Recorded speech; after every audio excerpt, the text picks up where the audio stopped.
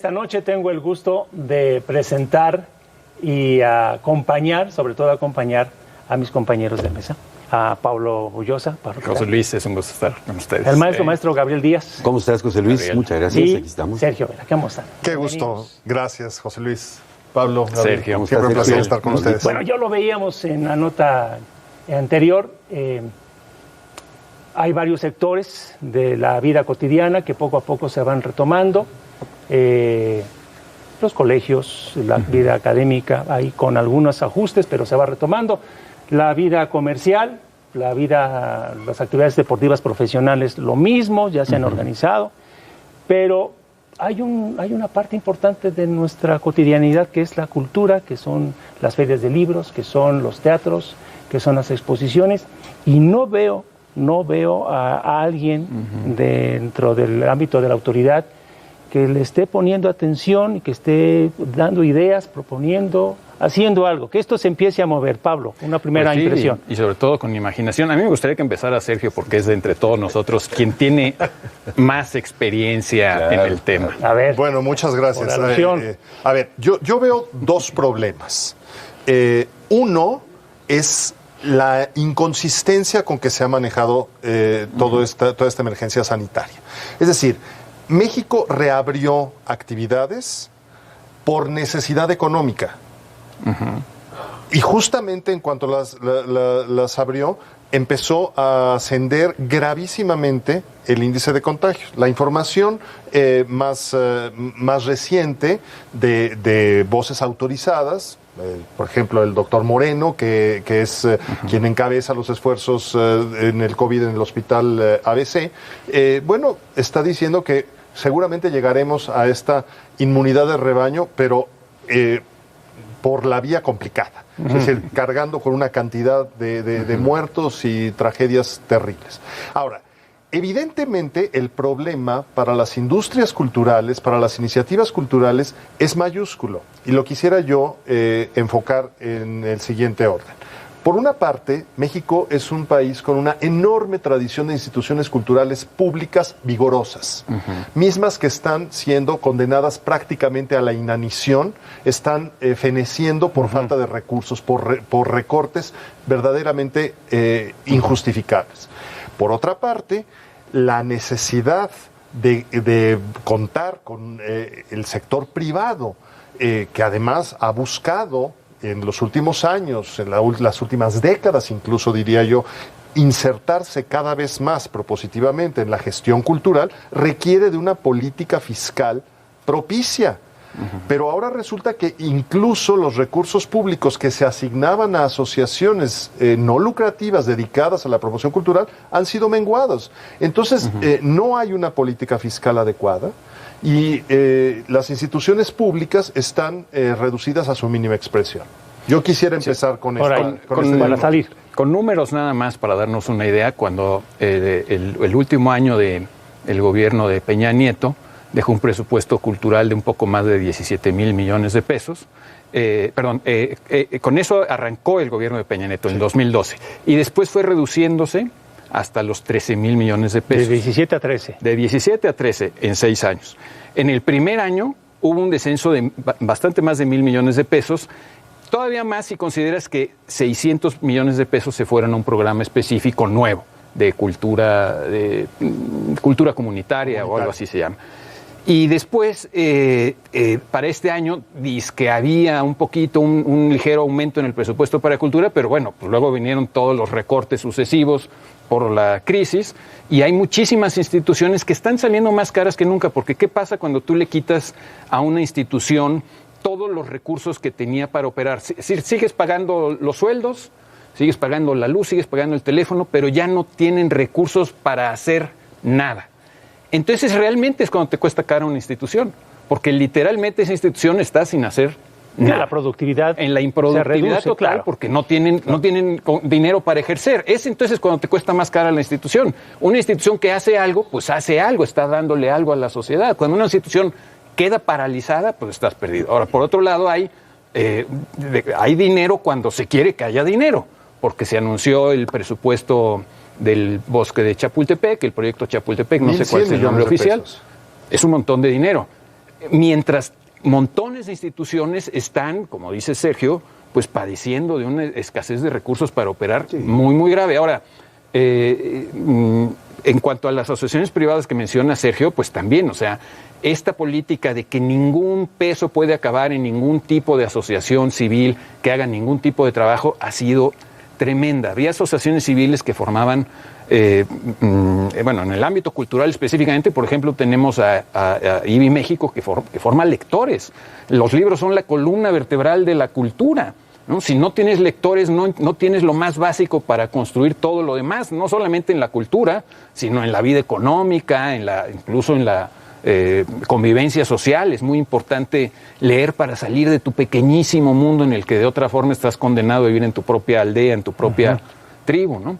Entonces, ahí también es algo muy importante que hay que repensar, porque se aplicó, como en tantas otras áreas, pues una guillotina cuando había que haber usado una pequeña navaja para recortar donde fuera necesario y tan, ¿no? Sí, además el campo donde está ocurriendo esto, ¿no? Porque es el campo de la cultura. Tradicionalmente la cultura se refiere como algo de refinamiento, sofisticado, aquello a lo que se dedican intelectuales buenos para nada, engomados y que no sirven para otra cosa más que para tomar café y discutir banalidades. Sí, ¿verdad? Pero es un campo... No, yo no traigo saco, pero igual. Así como decía Krugman, que la economía fue sometida a un shock, ¿sí? Donde se paralizó. La cultura también, ¿no? Pero estamos hablando de un campo donde se crea y se recrea la sociedad, ¿no? Es decir, cerraron el ágora, cerraron el espacio de la comedia, cerraron el espacio donde la gente se distiende, cerraron el espacio, y bueno, y esto es la urgencia de la urgencia sanitaria, por supuesto que sí, eso lo explica. Pero de todos modos el shock está ahí. Entonces, ahora con estos intentos de ir abriendo paulatinamente, bueno, pues la gente tiene que reencontrarse con esos espacios y los va a encontrar menguados, los va a encontrar disminuidos, ¿no? Ahí donde va a leer un libro, a ver una obra de teatro, a ir a un concierto, etcétera. Todas esas cuestiones donde la sociedad se autofesteja, que son las formas del tejido social fundamental. Yo creo que la cultura debemos referirnos a ella en eso. Ahí va la gente y se mira de cerca, es el intercambio corporal, por así decirlo, y es la pasta donde se crea la sociedad, ¿no? Que tiene que ver mucho con esto de cultivarse, pero también con el solaz, con el esparcimiento, con todo eso, ¿no? Sí. Recordaba yo, perdón, José Luis, ahora la introducción del libro de Boccaccio, del Decamerón, donde decía que después de esta dolorosa pestilencia por la que estamos pasando, pues hay que encontrar de nuevo el espacio donde podamos reírnos, disfrutarnos, solazarnos. ¿Por qué? Porque estas cuestiones de la cultura, ¿sí?, son las formas también de recrear la salud de la sociedad. Y eso, fíjate, Boccaccio se le adelantó a la Organización Mundial de la Salud, que la Organización Mundial de la Salud dijo exactamente lo mismo. Estos espacios de la cultura son un contribuyente fundamental para el tejido social, igualito que la medicina. Habíamos dicho que la cultura nos ayudaba a sobrellevar el encierro. Así es. Que la ciencia iba a encontrar la forma de salir del encierro, pues por ahí están las vacunas, y creo que hasta en una de esas el capitalismo es lo que nos trae las vacunas a todos los mexicanos. Pero no el liberalismo, perdón. No, yo lo que veo es lo siguiente, abonando a lo que Pablo y Gabriel han mencionado. Por una parte, tenemos que entender que la cultura es nuestra mejor carta de presentación. México es una de las pocas naciones del mundo que tiene una continuidad de presencia cultural milenaria, ininterrumpida. Lo tiene Italia, lo tiene Grecia, lo tiene Egipto, China, la India. No son muchas las naciones modernas que pueden ostentar una acumulación cultural. La cultura mexicana es no solamente respetadísima y conocidísima mundialmente, es un sello de identidad y es un sello también de entendimiento, de concordia, que urge en esta sociedad que está teñida en este momento, además por una polarización, por un mal humor, por un hartazgo también circunstancial. Pero ¿qué sucede? Se reabren instituciones con protocolos muy ambiguos. Por una parte, se dice que los museos de los institutos nacionales todavía no van a abrir, sino hasta cuando esté el semáforo en amarillo. Y sin embargo se anuncia que la próxima semana se abren unos cuantos museos. Se abrió la Cineteca Nacional con capacidad de afluencia del 30%, fue 6% de público. Nada más también la gente tiene miedo, claro. La gente tiene que enterarse. En fin, yo creo que estamos en un momento en el que el panorama es muy complejo, porque necesitamos más que nunca de la cultura como una forma de cohesión en un país que está profundamente dividido y polarizado. Lastimado. Lastimado. Y además, otra cosa, creo que tenemos que considerar que los efectos psicológicos de esta pandemia todavía no están del todo explorados y son atroces. Ahora, en cierto sentido no es distinto lo que le pasa a las industrias culturales que lo que le pasa al resto de las industrias, claro, ¿no? Claro, o sea, es lo mismo. En realidad, pues estamos viviendo las consecuencias de lo mismo, primero de un encierro, quizá, no sé si precipitado o no, pero pues un encierro, y que después tuvimos que empezar a reabrir cuando de hecho la enfermedad estaba peor que cuando nos encerramos, pues por lo que haya pasado. Entonces, bueno, pues sí, hay semejanzas y hay peculiaridades. Y yo sí quisiera destacar otra de esas peculiaridades, que es, efectivamente, sí es cultura nacional, sí es identidad, y es vida de la gente, es vida de la gente, y eso, pues bueno. Es vida cotidiana. Pero en los dos sentidos, porque quien consume todas estas manifestaciones, pero también quien las genera. Sí. Pongamos el caso del teatro, por ejemplo, hay guionistas, hay actores, hay gente que trabaja tras bambalinas, desde el taquillero, en fin, hay una serie de personas que son familias. Son familias. Sí, por supuesto, y ahí hay un enorme drama. Entonces, cine sí, pero teatros no, es lo que entendemos. Sí, que además es bastante absurdo, o sea, no es lógico, pero ¿qué sucede? Durante los últimos años, justamente por el estímulo fiscal, el efiteatro, proliferaron las productoras independientes, pero con márgenes de ganancia mínimo, casi de subsistencia. Y la verdad es que el teatro que se hace en México es muchísimo y de muy buena calidad. Sí. Ya internacionalmente es reconocido así.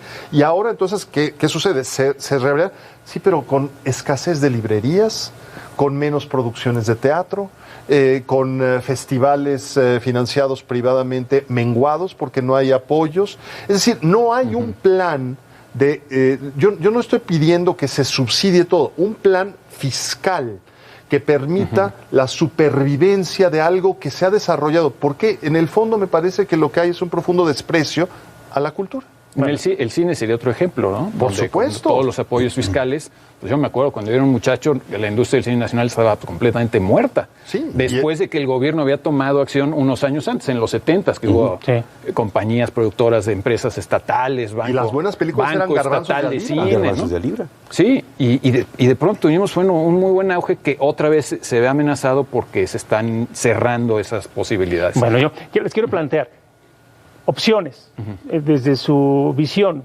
¿qué se puede hacer? ¿Qué se necesita? ¿Cuál sería? Ya hicimos un diagnóstico como los médicos con los pacientes. ¿Qué tendríamos que hacer en los próximos meses? Vamos, para echar a andar esto otra vez. Yo diría dos cosas.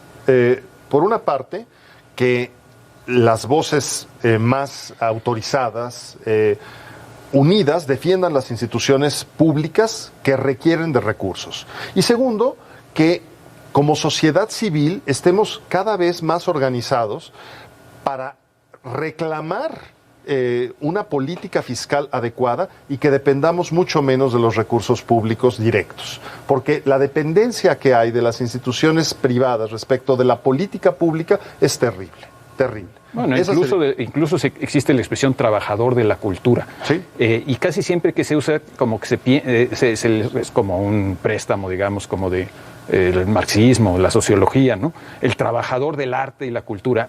Se les olvida que tendría que haber un patrón. Y esa relación con el patrón a mí no me gusta nada. O sea, yo siempre sigo pensando que al fin de cuentas la cultura mexicana ha salido también por el ímpetu creativo de sus comunidades y sus individuos. Y lo que falta es eso, es también permitirles hacer, ¿no? Darles la libertad. Van a encontrar formas, de sobrevivir. Ahora que te escucho, Valor, recordé algo que leí, que el teatro es una tragedia. Ahora sí, maestro Díaz. Y comedia a veces también. Todo el ámbito cultural ahorita es un museo de sí mismo, como Sí, como bueno, sabes. sí. En este momento no son ruinas lo que vemos alrededor desde el punto de vista arqueológico y del todos. Yo creo que primero habría que acreditar la importancia que tiene el espacio cultural, porque eso también se nos está olvidando, ¿no? Estamos abiertos a la reflexión, por supuesto, de la epidemia, ¿no? Por supuesto, de las consecuencias en salud. Estamos abiertos a la gran tragedia económica a los que nos está llevando este encierro inesperado. Pero a lo que no estamos acostumbrados es a reflexionar estos espacios donde la sociedad se crea y se recrea, insisto, Sí. ¿no? No les damos la importancia porque nos ocupamos de lo productivo o nos ocupamos de la salud muy bien. Yo tampoco soy partidario del subsidio, como dice Sergio, porque tiene que despertar, y está la creatividad en la sociedad, que sea la sociedad la que cuide ella misma sus intereses creativos. Yo no estoy de acuerdo con el Estado tutelar en esto. Pero a veces y que el Estado debe estar es un facilitador. Exacto, con una buena política fiscal, es Sí, decir, sí. créditos fiscales. Porque está lo que dice José Luis, ahí hay una cadena de valor de la que Por depende supuesto. la vida de muchas personas. Que son muchas personas independientes, es lo que yo quiero decir. Es decir, independientes en el sentido de que no tienen un ingreso regular también, Claro. sino a veces les va bien, a veces les va mal. Pero caray, 6 meses de que te vaya muy mal y luego todos los que falten, pues ¿cómo le hacen? También Ahí están las desesperados. producciones independientes que hablaba Sergio hace un momento. Pero es riesgosa, la independencia, esa autonomía es riesgosa porque Sí. es crítica. Sí, Entonces sí, sí. se está condenando a la inanición. ¿Por qué? Yo no estoy pidiendo que haya subsidio, sino política fiscal sensata.